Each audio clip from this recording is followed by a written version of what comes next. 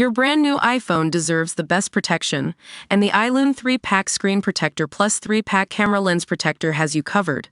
Don't take risks with your iPhone. Click the link in the video description to shop now on Amazon. Trump pushes for Ukraine ceasefire with Putin by Easter, but peace hangs in balance as Putin drone onslaught continues. Donald Trump is pushing for a ceasefire between Russia and Ukraine by Easter, a report claims. But any peace is looking unlikely, as Vladimir Putin continues blitzing Ukraine with drones and doesn't appear to be in a hurry to sign any truce. The U.S. president wants fighting to stop by Easter, and the two sides to sign a deal by April 20, reports Bloomberg. But several of Trump's other peace deadlines have already been missed, raising questions about how seriously Putin wants peace. During the campaign, Trump said there would be peace even before he took office, or on day one of his second administration. Following Tuesday's call between Trump and Putin, the American could be in a long slog to get Putin to agree to a ceasefire. The pair only made a little progress, agreeing on a 30-day partial ceasefire for bombing energy and infrastructure, and agreeing to negotiate a maritime ceasefire.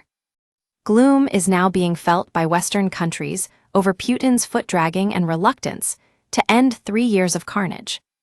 Putin has even stepped up attacks on his hated enemy since last week agreeing to the partial ceasefire, which appears to have already been breached by both sides.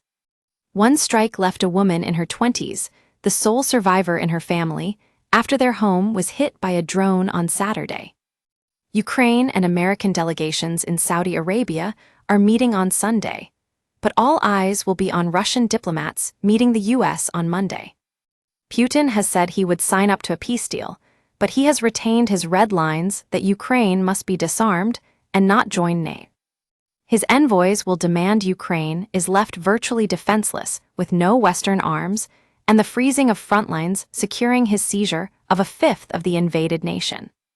Civilians continued to bear the brunt of Russian attacks on Saturday as 147 drones pounded Kyiv, Kharkiv, Sumy, Chernihiv, Odessa, and Donetsk regions. At least 7 people were killed, including a 5-year-old girl and her father, and at least 10 other people were injured as drones and falling missile debris triggered fires. A woman died when the top floor of a 9-story block was left in flames in the capital's Dnipro district, while more casualties were reported on the blazing 20th floor of a block in Podil.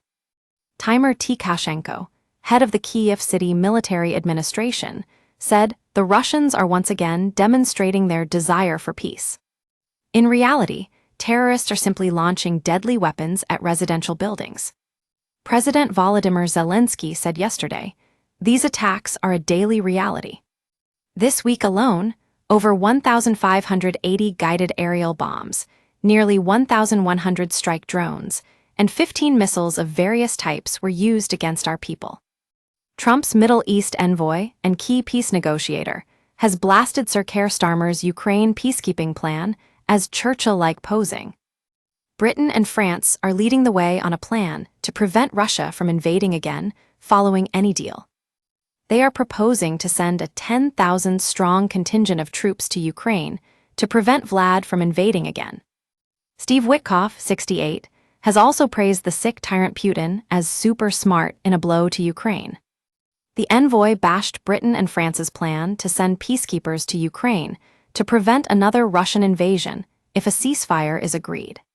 He also repeated Kremlin talking points and falsehoods about Ukraine, including saying that it was a false country.